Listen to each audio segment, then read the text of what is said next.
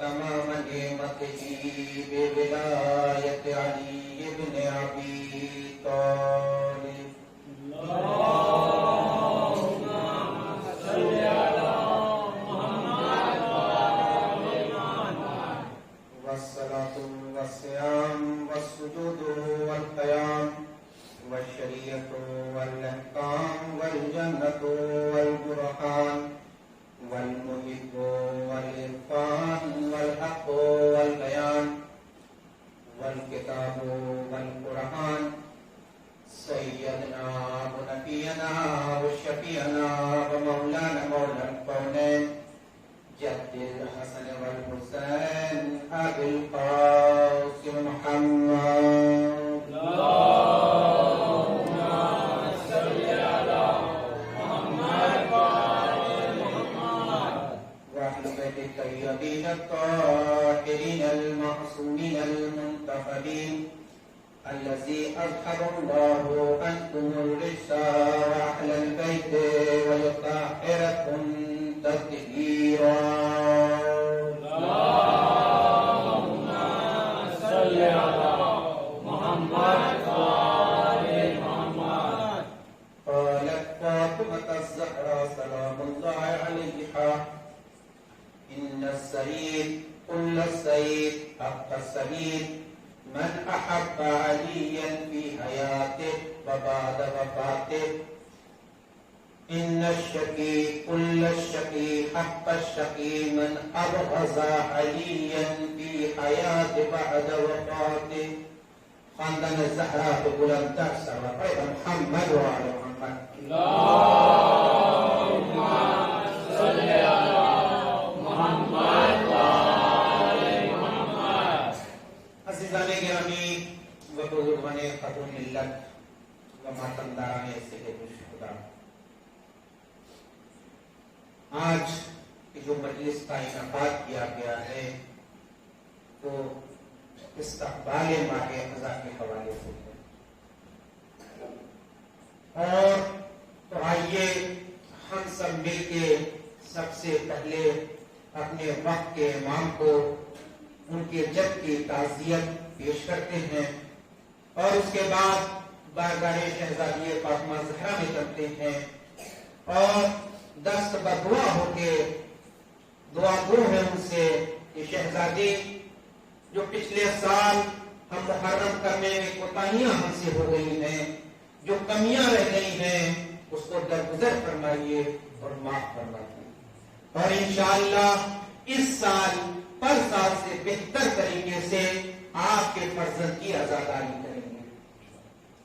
کیوں؟ اس لیے کہ حسین کا احسان ہے ہم پہ، حسین علیہ السلام کا ہم پہ احسان ہے، بلکہ یوں کہوں ہم پہ نہیں، پوری دنیا اور پوری انسانیت پہ ابا عبداللہ حسین کا احسان ہے کہ دنیا میں دو چیزیں تقسیم ہوتی ہیں، دنیا میں جتنی بھی چیزیں ہیں ان میں دو چیزیں تقسیم ہوتی ہیں۔ آپ پوری دنیا کا مطالعہ کیجئے، پوری دنیا کا سفر کیجئے، یہاں سے چین جائیے اور چین سے ایران اور امریکہ تک کا سفر کیجئے تو آپ پائیے گا کہ دنیا میں دو چیزیں تقسیم ہوتی ہیں، ایک چیز کا نام ہے علم اور ایک چیز کا نام ہے مال۔ دنیا میں جو چیزیں بڑھتی ہیں ان میں دو چیزیں ہیں، ایک ہے علم اور ایک ہے مال، لیکن حالات ذرا زمانہ اس بات کا گواہ ہے کہ جب بھی کوئی علم بانٹتا ہے تو پہلے جہالت کا اقرار لیتا ہے۔ اگر میری بات آپ تک پہنچ جائے تو بولیے گا ضرور کہ حالات حاضرہ گواہ ہے کہ جب بھی کوئی علم بانٹتا ہے تو پہلے جہالت کا اقرار لیتا ہے پھر علم دیتا ہے۔ شفیق سے شفیق، مہربان سے مہربان، اچھے سے اچھا استاد بھی جب کلاس روم میں آتا ہے تو آنے کے بعد پہلا جملہ یہی کہتا ہے، میرے پیارے بچوں آج میں تم کو یہ بتاؤں گا، اس کا مطلب یہ ہے کہ تم نہیں جانتے ہیں میں تمہیں بتاؤں گا، اس کا مطلب یہ ہے کہ تم نہیں جانتے میں بتاؤں گا۔ دوسری چیز ہے مال، اور جب بھی دنیا مال تقسیم کرتی ہے تو پہلے غربت کا اقرار لیتی ہے پھر مال تقسیم کرتی ہے۔ سخی سے سخی اچھے سے اچھا مالدار انسان جب بھی پیسہ بانٹتا ہے تو پہلے اس بات کا یقین حاصل کر لیتا ہے کہ آپ غریب ہیں یا نہیں. جب تک آپ کی غربت کا اسے یقین نہیں ہوگا آپ کو مال نہیں دے گا. انسان کو چھوڑ دیجئے, حکومتیں ہوتی ہیں وہ ہر ایک کو مالیں دیتی ہیں, دینے سے پہلے لال کارڈ دے دیتی ہے تاکہ پتا چل سکے کہ آپ غریب ہیں. لیکن خدا کی قسم در اہل بیت سے دونوں چیزیں تقسیم ہوتی ہے, مگر علم کے ساتھ, اقرار کے ساتھ, فضیلت کے ساتھ.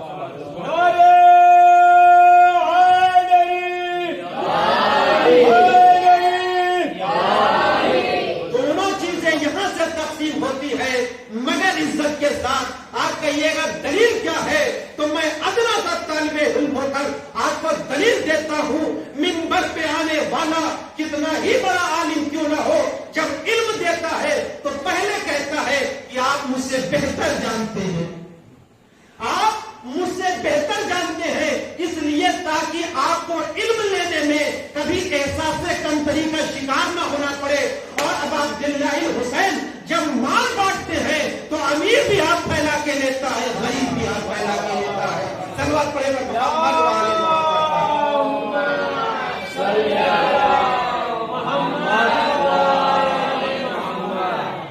یہ فضیلت اہل بیت ہے. تو عزیزانو, یہ ہمارے لیے باعث سبق اور باعث افتخار ہے. اس فرش عزا کی عظمت کو ہم پہچانیں. آج چاند رات ہو چکی ہے, پوری دنیا میں ابا عبداللہ حسین کے ماننے والے اپنے اپنے گھروں میں اپنے عزا خانوں کو سجا چکے ہیں. وہ استقبال ماہ عزا کے لیے آمادہ ہو گئے ہیں.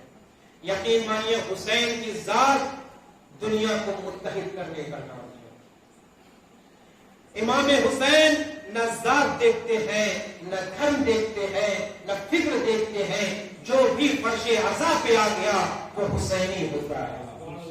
جو بھی فرش عزا پہ آ گیا وہ حسینی ہوتا ہے.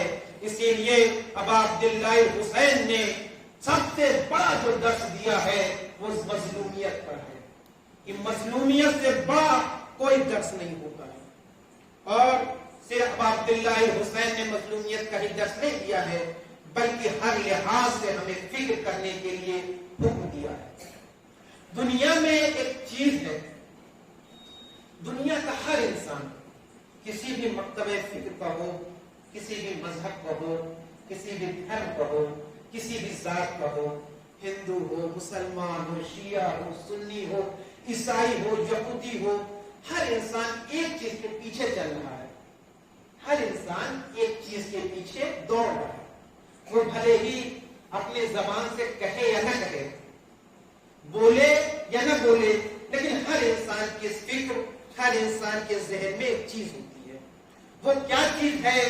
وہ چیز ہے کامیابی, وہ چیز ہے کامرانی, وہ چیز ہے موفقیت. ہر انسان دنیا میں کامیاب ہونا چاہتا ہے. ہر انسان بھلے ہی کہے نہ کہے, لیکن اس کے زبان پہ یہ لفظ ہو نہ ہو. آپ بھی اپنے گھر سے اٹھ کے اس فرش عزا تک آئے ہیں, آپ کا بھی مقصد ہے کہ آپ کامیاب ہو جائیں. اگر آپ سے کوئی پوچھے کہاں جا رہے ہو تو آپ تو یہ کہیں گے کہ ہم مجلس میں جا رہے ہیں, لیکن در حقیقت آپ کامیاب ہونا چاہتے ہیں. دنیا کا ہر انسان کامیاب ہونا چاہتا ہے. اور اسی کے مقابلے میں ایک چیز اور ہے جو کوئی بھی پسند نہیں کرتا ہے, چاہے وہ کسی بھی مذہب کا ہو. وہ کیا ہے؟ وہ ہے ناکامیاں. ناکامی کسی بھی ذہن کو, کسی بھی شعور کو, کسی بھی عقل کو پسند نہیں ہے. بھلے ہی زندگی میں ناکام ہو, مگر کبھی یہ کہتا ہوا نظر نہیں آئے گا کہ مجھے ناکامی پسند ہے. پوری زندگی ناکام رہا ہو, لیکن وہ یہ کہتا ہوا نظر نہیں آئے گا کہ مجھے بھائی ناکامی پسند ہے. اس لیے ناکامی دنیا میں اتنی ہی ذلیل ہے جتنا یزیدیت دنیا میں ذلیل ہے.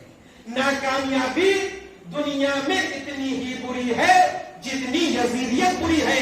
آپ کہیے گا دلیل کیا ہے, تو میں کہتا چلوں کہ دنیا میں جس طریقے سے انسان ناکام ہونے کے بعد بھی کبھی کہتا ہوا نظر نہیں آیا کہ میں ناکام ہوں. اسی طریقے سے دنیا میں کوئی بھی یزیدیت کہتا ہوا یہ نہیں یاد آئے گا کہ میں یزید کو ماننے والا ہوں. دنیا میں کوئی بھی بشر، کوئی بھی انسان، کوئی بھی عقل رکھنے والا یہ کہتا ہوا نظر نہیں آئے گا کہ میں یزیدیت کو پسند کرتا ہوں.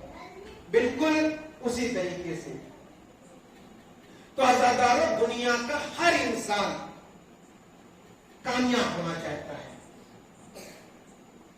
شب کی تنہائی میں بستر استراحت کو چھوڑ کر مصلی عبادت پہ آ جانے والا عابد بھی کامیاب ہونا چاہتا ہے. ذرا سے توجہ کیجیے گا.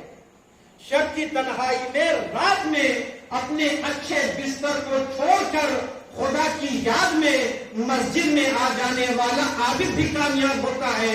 اسی شب کی تنہائی میں رات کو اپنے گھر سے چوری کی غرض سے نکلنے والا چور بھی کامیاب ہونا چاہتا ہے. آپ غور کر رہے ہیں؟ ایک عابد خدا کی یاد میں گھر سے نکلتا ہے، ایک چور چوری کی غرض سے نکلتا ہے، لیکن کامیاب دونوں ہونا چاہتے ہیں. لیکن دونوں کی کامیابی میں زمین آسمان کا فرق ہے. چور کی کامیابی کہاں، ایک عابد کی کامیابی کہاں، لیکن در حقیقت دونوں کامیاب ہونا چاہتے ہیں. تو بھائی، یہ طے کون کرے گا کہ کامیاب کون ہے؟ سب سے اہم بات یہ ہے کہ وہ طے کون کرے گا کامیاب کون ہے. یہ رات کو اٹھ کے جو عابد گزار ہے، عبادت گزار ہے، اپنے گھر سے مسجد تک آ رہا ہے، یہ بھی کامیاب ہونا چاہتا ہے. اور جو چوری کے لیے نکل رہا ہے وہ بھی کامیاب ہونا چاہتا ہے. تو یہ طے کون کرے گا کہ کامیاب کون ہے؟ بھائی، ہمارے جیسا انسان تو کہہ سکتا ہے کہ بھائی دونوں کامیاب ہیں، دونوں کامیاب ہے بظاہر اس دنیا میں. تو اگر میں اپنی کامیابی کی بات کر رہا ہوں تو ابھی کوئی صاحب آئے اور آنے کے بعد کہیں کہ مولانا صاحب آپ کامیابی کے اوپر حدیثیں پڑھ رہے تھے کہ کامیابی فلاں چیز ہوتی ہے، کامیاب ہونا چاہیے، کامیابی اچھی چیز ہے، ہر انسان کامیابی کو پسند کرتا ہے، ہر عقل کامیابی کو پسند کرتی ہے، ہر شعور کامیابی کو پسند کرتا ہے. تو آپ میرے لیے ایک نسخہ لکھ دیجیے، آپ میرے لیے کامیابی کا نسخہ لکھ دیجیے تاکہ میں اس نسخے کو دیکھوں اور اس کے اوپر عمل کروں، دنیا میں کامیاب ہو جاؤں. تو میں لکھوں گا بھائی آپ کے پاس اچھی گاڑی ہو جائے تو آپ کامیاب، اگر آپ BMW سے چلنے لگے تو آپ کامیاب ہیں، آپ کے پاس بمبئی اور کلکتہ میں، بنگلور میں اچھے فلائٹ ہو جائے تو آپ کامیاب ہیں، آپ کے پاس بینک بیلنس ہو جائے تو آپ کامیاب ہیں، آپ کی دوستی منتری، ودھائک اور پردھان منتری سے ہو جائے تو کامیاب ہیں. اب میں نے جب سارے فارمولے لکھ دیے، کامیابی کا مطلب یہ ہے آپ کے پاس گھر ہو تو کامیاب، آپ کے پاس مکان ہو تو کامیاب، آپ کے پاس اچھی نوکری ہو تو کامیاب، آپ کے دوست اچھے ہو تو کامیاب. اب فلاں صاحب نے اس کامیابی کے نسخے کو اٹھایا اور اٹھانے کے بعد باہر نکلے اور گھومتے ہوئے کہہ رہے ہیں کہ اب میں کامیاب ہو جاؤں گا، اب میں کامیاب ہو جاؤں گا، اب میں کامیاب ہو جاؤں گا. اتنے میں مولانا اکبر صاحب سے ملاقات ہو گئی اور فوراً اکبر صاحب نے پوچھا بھائی کہاں جا رہے ہو، اتنا خوش کیوں ہو؟ کہا بھائی مولانا کامیابی کا فارمولہ ہم کو دے دیا ہے، مولانا نے بتا دیا ہے کہ اگر تمہارے پاس گھر ہو جائے تو تم کامیاب ہو، تمہارے پاس مکان ہو جائے تو تم کامیاب ہو، تمہارے پاس گاڑی ہو جائے تو کامیاب ہو، تمہارے پاس بینک بیلنس ہو جائے تو کامیاب ہو.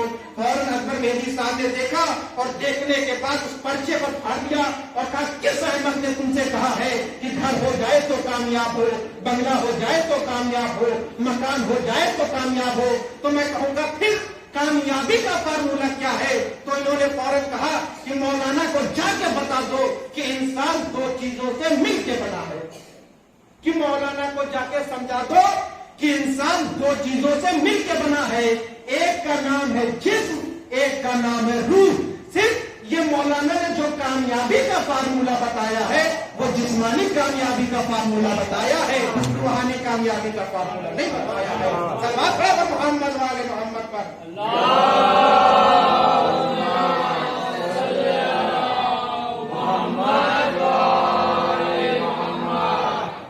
مولانا نے جو کامیابی کا فارمولہ بتایا ہے وہ در حقیقت اس دنیاوی کامیابی کا تو فارمولہ بتایا، تو پھر کامیابی کا فارمولہ کون بتائے گا؟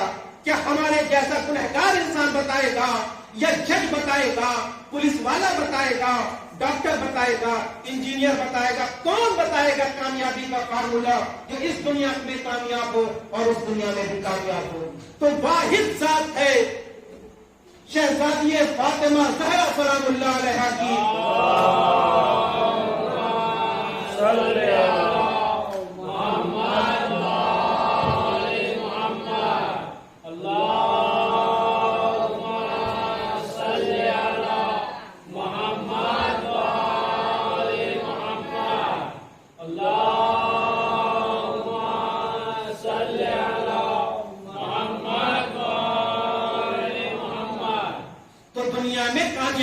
فارمولہ وہی بتائے گا جو ہوگا وہاں کا یہاں آگے رہتا ہوگا۔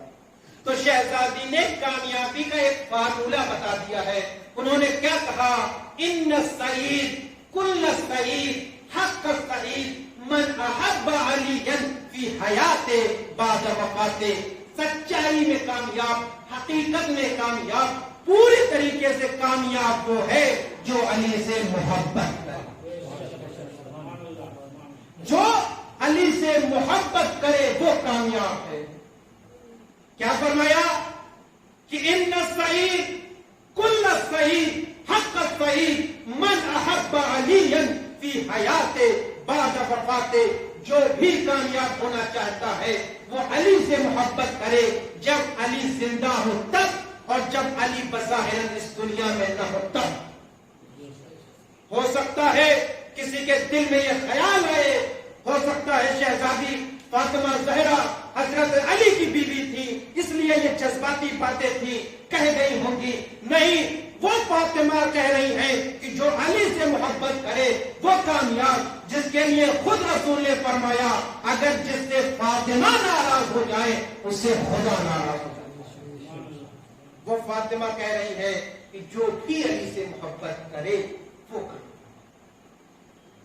صرف شہزادی نے کامیابی کا فارمولہ نہیں بتایا ہے، اگر صرف اتنا بتاتی تو دنیا کا ہر انسان اس کامیاب فارمولے کو لے کے اپنے ساتھ چلتا، اپنے ماتھے پہ لکھوا لیتا، اپنے سینے پہ گلوا لیتا، اور بڑی بڑی کتابوں میں بڑے بڑے قلموں سے اچھے اچھے الفاظ میں اس حدیث کو بیان کرتا کہ جو علی سے محبت کرے وہ کامیاب ہے۔ نہیں، شہزادی نے صرف کامیابی کا فارمولہ نہیں بتایا ہے بلکہ ناکامی کا بھی فارمولہ بتایا ہے، بلکہ ناکامی کا بھی فارمولہ بتایا ہے۔ تو ناکامی کا فارمولہ کیا بتایا ہے؟ کہ ان الشقی کل الشقی حق الشقی من ابغض علیًا فی حیات بعد وفات۔ حقیقت میں ناکام، پوری طریقے سے ناکام وہ شخص ہے جو علی سے، علی کی حیات میں نفرت کرے اور علی کے اس دنیا میں جانے کے بعد نفرت کرے۔ صلوات پڑھے بر محمد والے محمد۔ اللہم صلی علی محمد والے محمد۔ آپ اپنے ذہنوں پہ تھوڑا سا غور کیجیے، اپنے ذہنوں پہ پریشر ڈالیے۔ شہزادی نے بالکل صاف اور واضح بیان کیا ہے کہ جو علی سے محبت کرے وہ کامیاب ہے۔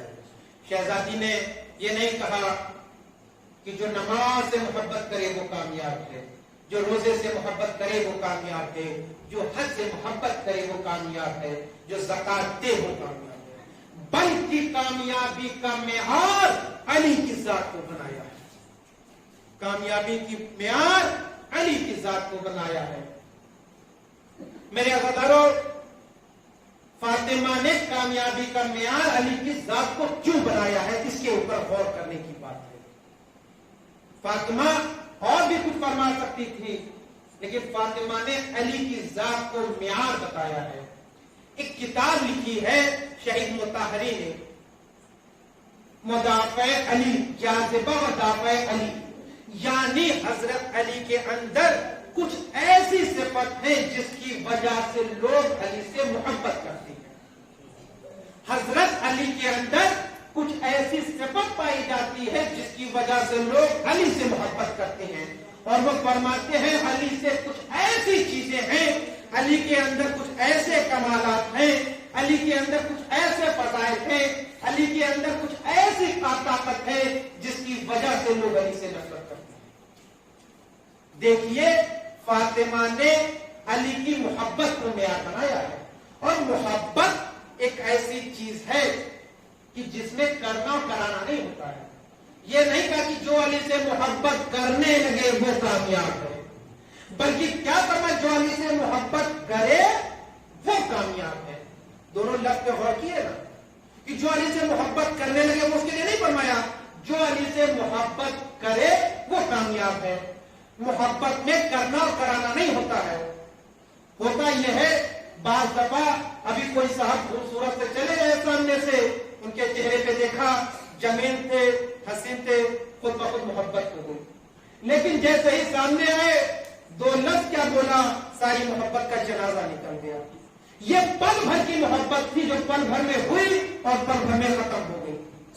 لیکن شہید متعارف فرماتے ہیں کہ محبت میں ایک لازمہ ہوتا ہے، محبت میں ایک چیز پائی جاتی ہے جس کو شہزادی نے پوشیدہ رکھا ہے، وہ ہے کمال۔ انسان کی فطرت ہے، انسان کے نیچر ہے کہ وہ ہمیشہ کمال سے محبت کرتا ہے۔ ہر انسان کمال سے محبت کرتا ہے۔ مثال کے طور پہ علم ایک کمال ہے، علم ایک کمال ہے، خود بخود آپ کو عالم سے محبت ہو جائے گی۔ شجاعت ایک کمال ہے، شجاعت سے انسان کو محبت ہو جائے گی۔ تقویٰ اچھی چیز ہے، آپ کو متقی سے محبت ہو جائے گی۔ بہادری اچھی چیز ہے، بہادر سے آپ کو محبت ہو جائے گی۔ سخاوت اچھی چیز ہے، سخی سے محبت ہو جائے گی۔ لیکن شہزادی فرماتی ہیں کہ جو چیز کمال ہوتی ہے اس سے محبت ہو جاتی ہے، لیکن اس دنیا میں کچھ لوگ ہیں جو بیوقوف ہیں، احمق ہیں، دیوانے ہیں، جو ان سے تو محبت کرتے ہیں لیکن علی جیسے عالم سے محبت نہیں کرتے، شجاعت سے تو محبت کرتے ہیں، علی جیسے شجاع سے محبت نہیں کرتے، سخاوت سے تو محبت کرتے ہیں، علی جیسے سخی سے محبت نہیں کرتے۔ صلوات پڑھے گا محمد و آل محمد کا۔ اللہم صلی علی محمد و آل محمد۔ تو عزادارو، شہزادی نے محبت کا جو معیار بنایا ہے وہ علی کی ذات کو بنایا ہے۔ کیوں؟ علی کی ذات کو بنایا ہے۔ انشاءاللہ اس کے بعد بھی مجلس ہے، مطلب کل پڑھتا، اور اس کے بعد بھی انشاءاللہ اس کے اوپر مسلسل گفتگو ہوگی کہ ہم سب سے پہلے ہم لوگ اس فرش عزا پہ آئے ہیں تو ہمارا کوئی نہ کوئی مقصد ہے، کوئی نہ کوئی ہدف ہے۔ ہم بھی کامیاب ہونا چاہتے ہیں، اس دنیا میں بھی کامیاب ہونا چاہتے ہیں، اس دنیا میں بھی کامیاب ہونا چاہتے ہیں۔ تو کامیابی کے لیے حقیقت میں یہ ہے کہ ہمیں دین کی صحیح معلومات حاصل کرنی چاہیے۔ دین ہر انسان کے لیے ضروری ہے، کوئی انسان بغیر دین کے نہیں رہ سکتا۔ حتیٰ جو دین کا انکار کرتے ہیں، جو خدا کا انکار کرتے ہیں، جسے ناستک کہا جاتا ہے، ایک منزل پہ آنے کے بعد وہ بھی خدا کا اقرار کر بیٹھتے ہیں۔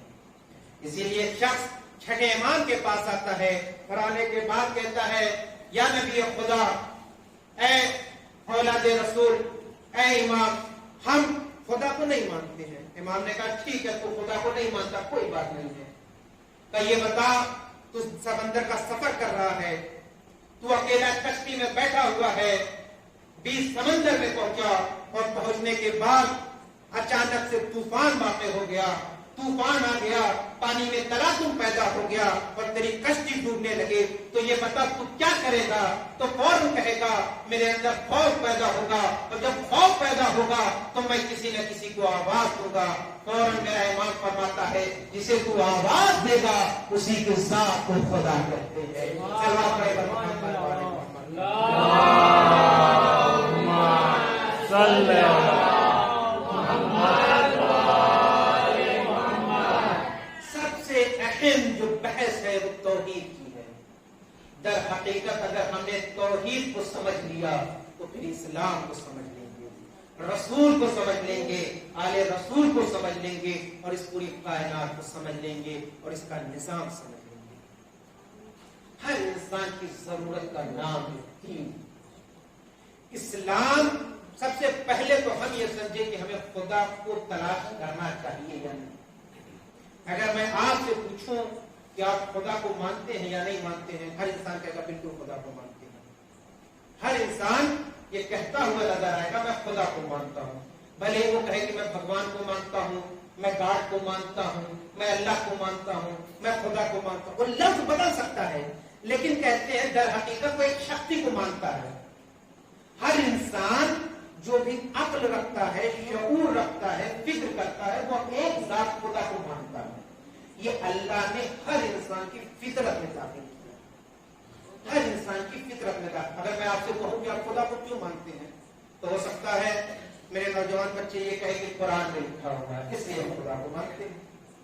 تو پھر میں پلٹ کے تجھے یہ بتاؤ تم قرآن کو کیوں مانتے ہو, تو پھر وہ پلٹ کے کہیں گے اس لیے کہ اللہ نے کہا قرآن کو مانو تو اس لیے ہم مانتے ہیں. تو میں پوچھوں گا دونوں کو کیوں مانتے ہو, تو بچہ کنفیوز رہے گا.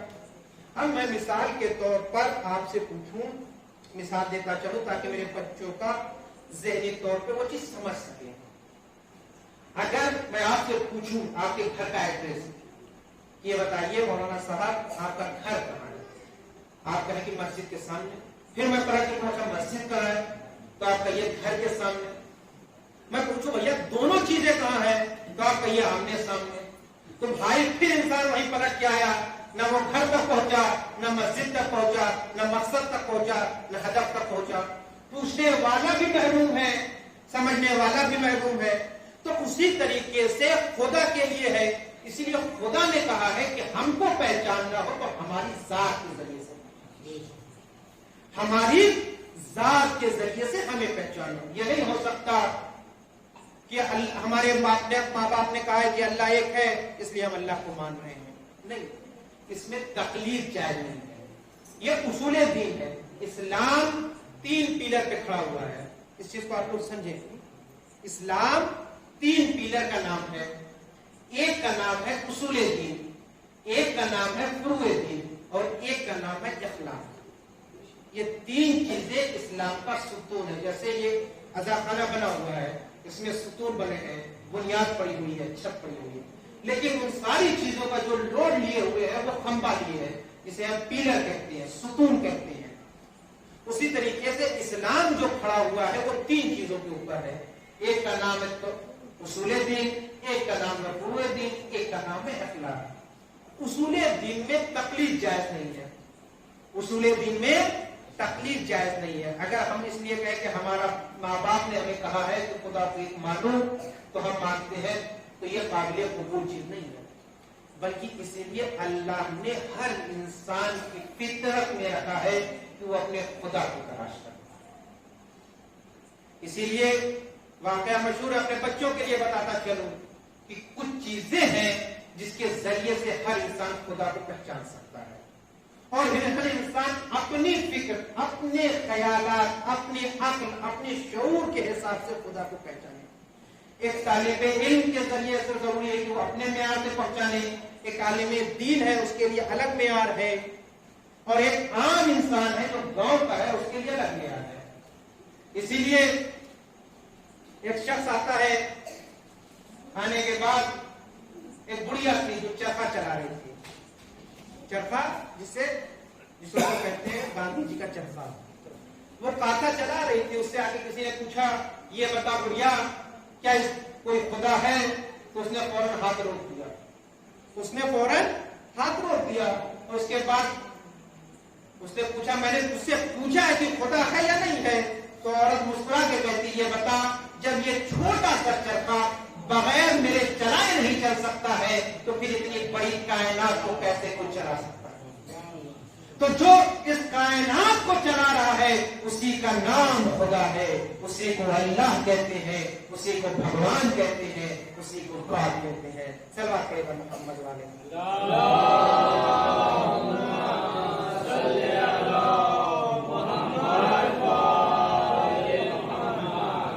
یہ خوش موضوع ہے جسے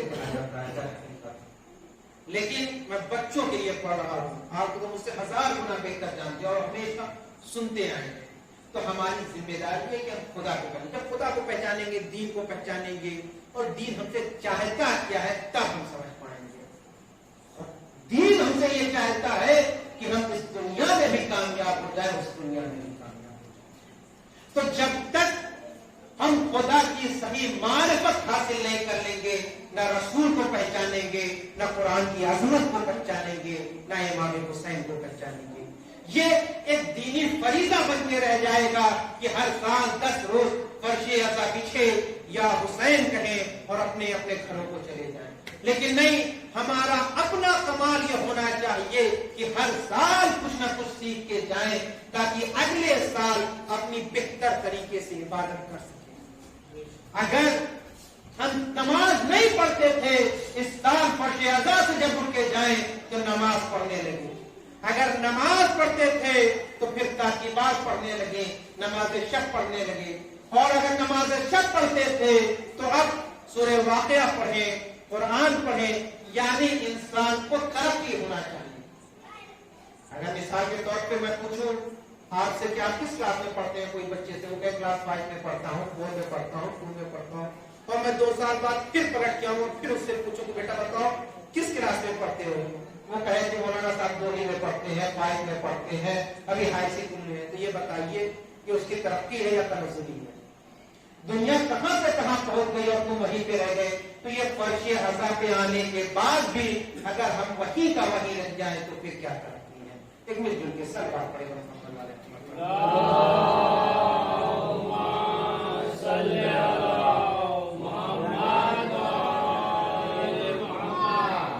تو میرے عزیزارو, ماتمدارو, ہمارا مقصد کامیابی ہونا چاہیے. دنیا کا ہر انسان کامیاب ہونا چاہتا ہے. اب اس کامیابی کے موضوع کو میں وہی بول رہا ہوں, انشاءاللہ پھر گفتگو ہوگی اسی کامیابی کے اوپر. تو اس دنیا کے اوپر اگر ہم غور کریں, فکر کریں, تو ہماری سمجھ میں آئے گا کہ ایک شکتی ہے, ایک ذات ہے جو اس دنیا کو چلا رہی ہے. سورج کا صحیح وقت پہ نکلنا, وقت معینہ پہ ڈوب جانا, اس بات کی دلیل ہے کہ کوئی ہے جو اس سورج کو نکالتا ہے اور ڈباتا ہے. اور ہوتا یہ ہے, بعض دفعہ کچھ لوگ کچھ چیزیں جانتے ہیں, کچھ لوگ بہت سی چیزیں جانتے ہیں, لیکن مولانا صاحب کا امتحان لینے کے لیے آ جاتے ہیں کہ دیکھیں مولانا صاحب کو پتا ہے یا نہیں پتا ہے, مولانا صاحب کتنے پڑھے لکھے ہیں, مولانا صاحب کو ذلیل کر دیا جائے. بلکہ یوں کہہ دوں, کبھی کبھی وہ اپنے علم کا اظہار کرنے کے لیے آتے ہیں. کبھی کبھی انسان اپنے علم کے ذریعے سے دوسرے کو نقصان پہنچانا چاہتا ہے. یہ سب سے خطرناک علم کی قسم ہے. ایک صاحب آئے مولانا صاحب کے پاس, گاؤں کے تھے, اور آنے کے بعد پوچھتے لگے, تھوڑا سا 2-4 دن کا ہنسی مذاق کا ہے, وہ بولتا چلو کہ ایک صاحب آئے, مولانا صاحب یہ بتائیے خدا ہے یا نہیں ہے. مولانا کا خدا ہے. اب انہوں نے دلیل دیا سورج کی, چاند کی, ہر روز دلیل دیتے رہے, وہ آتے رہے اور پوچھتے رہے. اب یہ بھی مولانا صاحب بھی سمجھ گئے کہ ان کو سمجھ میں آنے والا نہیں ہے. تو پھر ایک روز آیا اور نماز مغرب ختم کیا, مولانا صاحب مصلی پہ بیٹھے ہوئے تھے, فوراً کندھا پکڑا اور ہلانا شروع کرے, مولانا صاحب وہ بتائیے خدا ہے یا نہیں ہے. مولانا کہا خدا ہے. تو کافی اچھا خدا ہے تو یہ بتائیے یہ سورج نکلتا ہے رات میں ڈوب کیوں جاتا ہے, یہ سورج نکلتا ہے ڈوب کیوں جاتا ہے, یہ چاند نکلتا ہے ڈوب کیوں جاتا ہے. مولانا صاحب نے پلٹ کے کہا آپ نہیں جانتے, وہ دوا کا ٹکڑی ہے جو اللہ میاں صبح میں کھا جاتے ہیں, شام کو دوسری نکال آتی ہے. سب آپ نے محمد والے محمد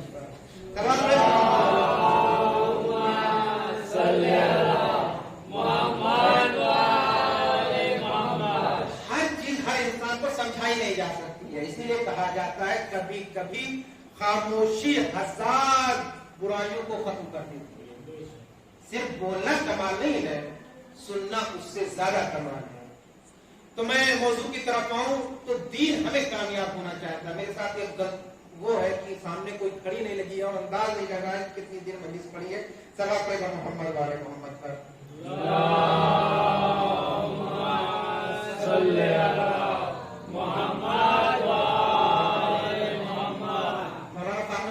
انشاءاللہ کل انتظام اس کا ہو جائے گا. اور میں جو کہ صلوات پڑھیں پر محمد والے محمد.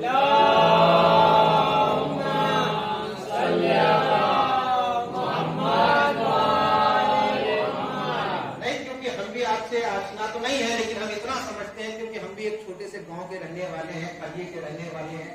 اسی طریقے سے ہمارا بھی گاؤں ہے، رہا شہر میں لاکھ ہے، لیکن انسان جو گاؤں میں رہتا ہے اس مزاج کو سمجھتا ہے چیزوں کو. ہمارے یہاں بھی اس وقت مشکلات آتی ہیں، اب فرش بچھنا ہے، وقت ہو گیا ہے، بات چیزیں نہیں ہو پاتی ہیں، تو اس میں کوئی کوتاہی یا حرج نہیں ہے، آپ کی کوئی خطا نہیں. انشاءاللہ کل انتظام ہو ہی جائے گا. امام مل جل کے صلاۃ پڑھے گا محمد والے محمد پر.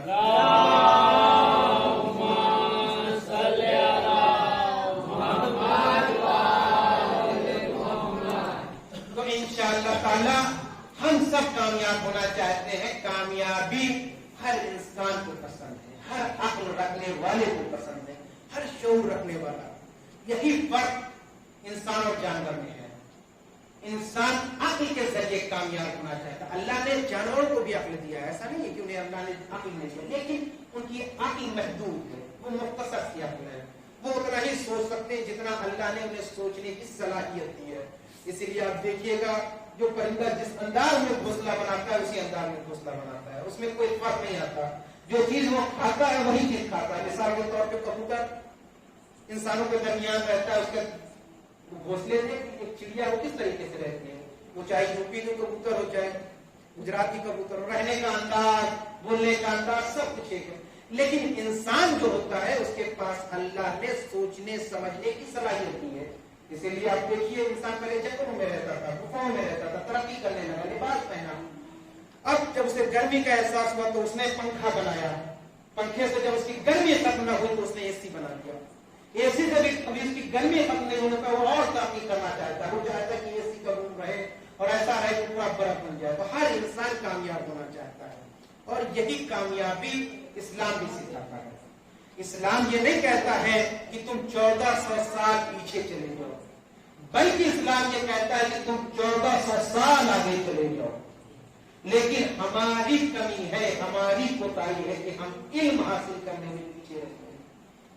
آپ میں سے زیادہ تر لوگ مولانا طلب سعدی صاحب مدعو کا نام سنے ہوں گے، جو لکھنؤ کے رہنے والے تھے. وہ ہمیشہ کہتے تھے میں اپنے قوم کے لوگوں سے کہتا ہوں، بلکہ میں پوری انسانیت سے یہ کہتا ہوں علم حاصل کرو. اگر دنیا میں کامیاب ہونا چاہتے ہیں تو علم حاصل کرو، اور آپ کے پاس جتنا علم ہوگا آپ اتنی ترقی کریں گے، اتنے کامیاب ہوں گے. علم انسان کو آگے لے جاتا ہے، انسان کو سوچنے کی صلاحیت بڑھاتا ہے، انسان ترقی کرنا سوچتا ہے، انسان دوست اور دشمن میں فرق کرنے کی تمیز پیدا کر لیتا ہے. اور اسی لیے قرآن میں آیا ہے سیرو فی الارض، زمین پہ ٹہلو. قرآن میں آیا ہے سیرو فی الارض، زمین پہ ٹہلو. اس کا مطلب کیا ہے؟ اللہ یہ کہہ رہا ہے کہ اللہ نے جب تمہیں حیات دیا ہے تو اس زمین کے اوپر گردش کرو، اس زمین کے اوپر گھومو. اگر تم گجرات کے ہو تو یوپی بھی جاؤ، بمبئی بھی جاؤ. اللہ نے تمہیں پیسہ دیا ہے تم ایران بھی جاؤ، سعودیہ بھی جاؤ، امریکہ بھی جاؤ، برٹن بھی جاؤ، تاکہ تمہاری سوچنے کی سمجھنے کی صلاحیت بلند. ورنہ اگر تم اپنے گاؤں میں رہ جاؤ گے تو ہمیشہ اسی طریقے کی سوچو گے کہ بس دنیا ہمارے لیے ایسے ہی ہے. اسی لیے ہندی میں ایک محاورہ ہے، کنویں کا میڈک ہو جانا. لیکن اسلام کنویں کا میڈک ہونا نہیں سکھاتا ہے، بلکہ وہ کہتا ہے تم سمندر کی مچھلی ہو جاؤ، تمہارے لیے کوئی قید نہ ہو. سب اپنے پر محمد والے محمد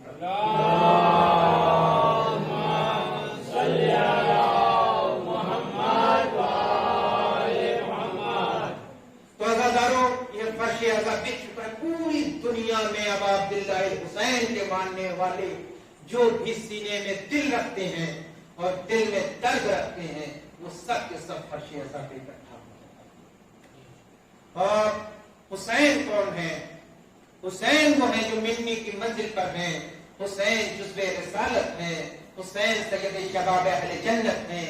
حسین ولس کی تفسیر ہے. حسین سورہ کوثر کا سرنامہ ہے. حسین سورہ دہر کا تاج ہے. حسین بنیاد دین ہے. حسین شرافت ابو طالب کی دلیل ہے. حسین ناطق ابراہیم ہے. حسین مصطفیٰ کی بولتی ہوئی تصویر ہے. حسین امام سوم ہے. حسین وہ ہے جو انسان کو زمین سے آسمان کی بلندیوں تک لے جانا چاہتا ہے، بلکہ آسمان کی بلندیوں سے لے کے معراج تک پہنچانا چاہتا ہے، بلکہ معراج سے بلندی سے لے کے خدا کے قریب کرنا چاہتا ہے تاکہ دنیا بھی کامیاب ہو جائے، آخرت आखिरत भी कामयाब हो जाए। सलवात पढ़े पर मोहम्मद व आले मोहम्मद पर।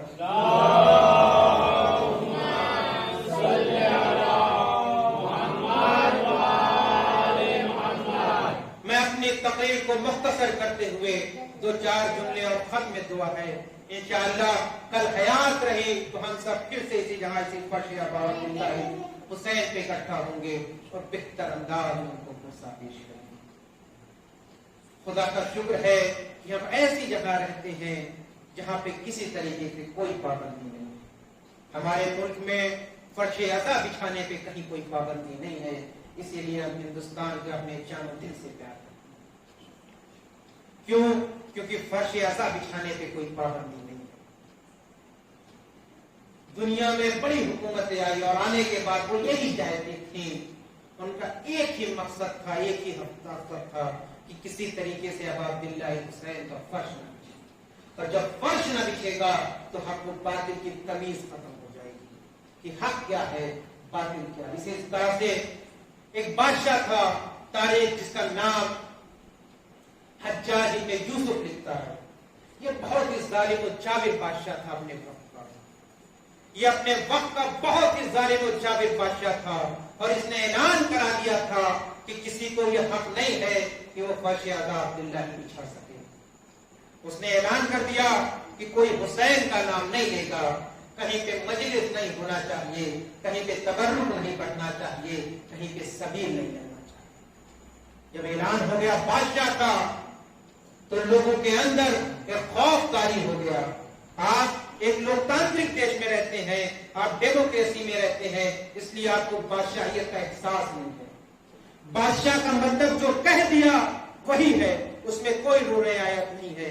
और वो जालिम बादशाह जब ऐलान करे कि अब अब्दुल्लाह हुसैन का फर्श नहीं बिछेगा तो हर इंसान खौफ के हालत में अपने अपने घरों में बैठ गया।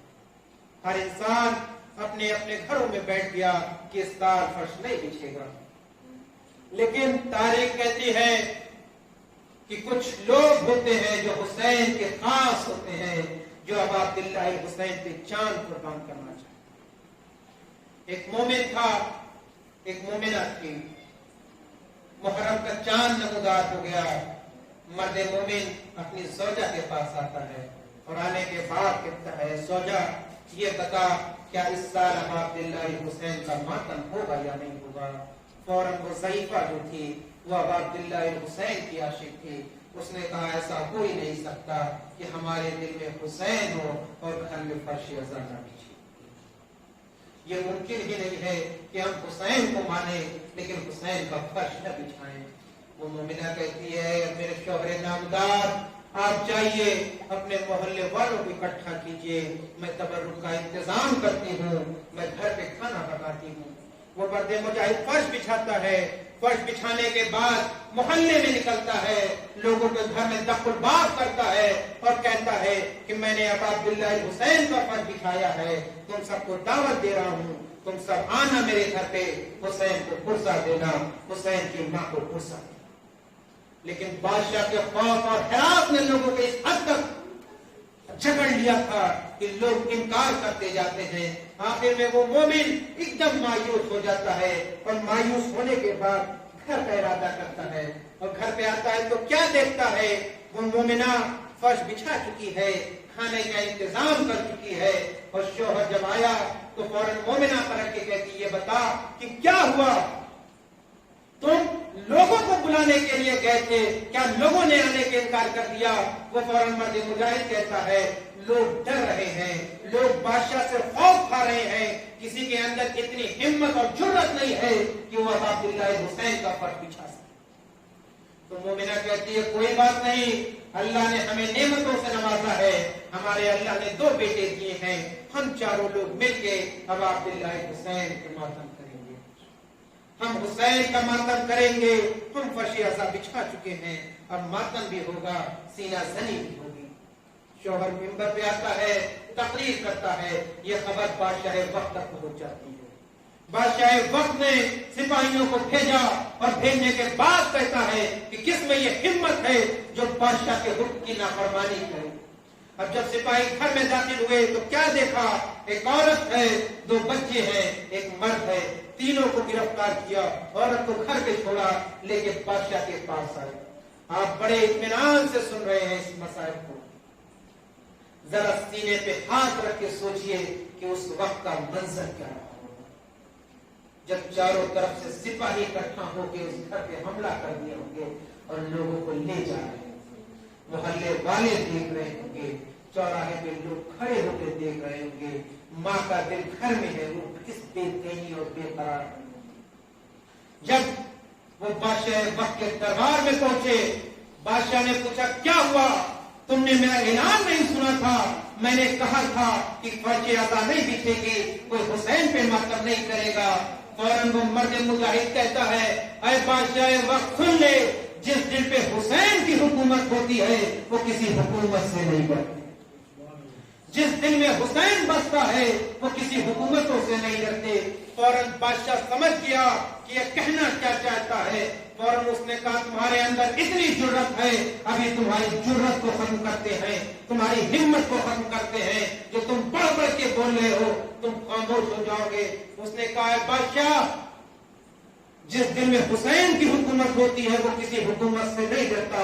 فوراً بادشاہ نے اعلان کیا، بادشاہ نے اعلان کیا کہ جاؤ اس کے بچے کا سر سے قلم بدن کو جدا کر دیا جائے۔ فوراً سپاہی آگے بڑھے۔ اب تھوڑے دن کے لیے اپنے سینے پہ ہاتھ رکھیے اور سوچئے آپ بھی صاحب اولاد ہے، آپ بھی صاحب اولاد ہے۔ خدا کوئی غم نہ دے سوائے سے شہدا کی۔ وہ باپ کے اوپر کیا گزری ہوگی جب تلوار بچوں کے سروں پہ رکھی گئی، فوراً باپ کا نظریں جھک گئی، فوراً دل میں خیال آیا اگر میں کہتا ہوں کہ حسین کی مجلس ہوگی بچوں کا سر جدا ہو جائے گا۔ باپ کا دل ہے، فوراً آنکھیں جھکنا شروع ہو گئی۔ اتنے میں بچوں نے بڑھ کے کہا بابا کہیے نہ حسین کا پچ بچھے گا، کیا ہماری جوانی اکبر سے زیادہ ہے، کیا ہم قاسم سے زیادہ خوبصورت ہے؟ ابھی اتنا ہی کہنا تھا، سپاہیوں نے بدن میں دوری پیدا کر دی، سارا بدن میں جدائی ہونی تھی۔ باپ نے سر پہ ہاتھ مارا، واہ مصیبتوں، واہ مصیبتوں۔ آپ کی آواز بلند ہو گئی، خدا کو کسی غم میں نہ لگائے سوائے سید الشہداء کے۔ اب باپ دونوں بچوں کو اٹھانا چاہتا ہے لیکن ہمت نہ ساتھ دے سکی۔ فوراً دونوں بچوں کے سروں کو اٹھایا، سوچا گھر جا کے ماں کو پرسا دے۔ گھر کے قریب پہنچا، کبھی آگے بڑھتا ہے کبھی پیچھے ہٹتا ہے، جب ہمت ساتھ نہ دی فوراً کربلا کا رخ کیا، ہاتھوں کو جوڑا، کہا باپ باللہ حسین ذرا ہمیں ہمت دیجیے تاکہ ہم بھی رب میں داخل ہو جائیں۔ اور آپ کو کوئی غم نہ دے سوائے سید الشہداء کے۔ تاریخ کہتی ہے کہ وہ گھر کا تخت بات کیا، فوراً مومنہ توڑے ہوئی آئی، شاید سارے آ گئے۔ جب باپ کے ہاتھ میں کڑیل جوان بچوں کا سر دیکھا، فوراً بچوں کو دل میں لگایا، جیسے ہی کلیجے سے لگایا فوراً دل میں خیال آیا ارے میں نے اپنے بچوں کو حسین کی راہ میں قربان کر دیا۔ فوراً بچے کو سر سے پھینک دیے اور کہتے ہیں اب عبداللہ الحسین، اے شہزادی فاطمہ، اے زینب قمرا، ارے یہ اکبر سے زیادہ خوبصورت نہ تھے، یہ قاسم سے زیادہ جوان نہ تھے، ارے محرم کا چاند نمودار ہوا ہے، ہم تو صرف حسین پہ روئیں گے، ہم تو صرف اکبر پہ روئیں گے، ہم تو صرف قاسم پہ روئیں گے۔ انا للہ و انا الیہ راجعون۔ رسول اللہ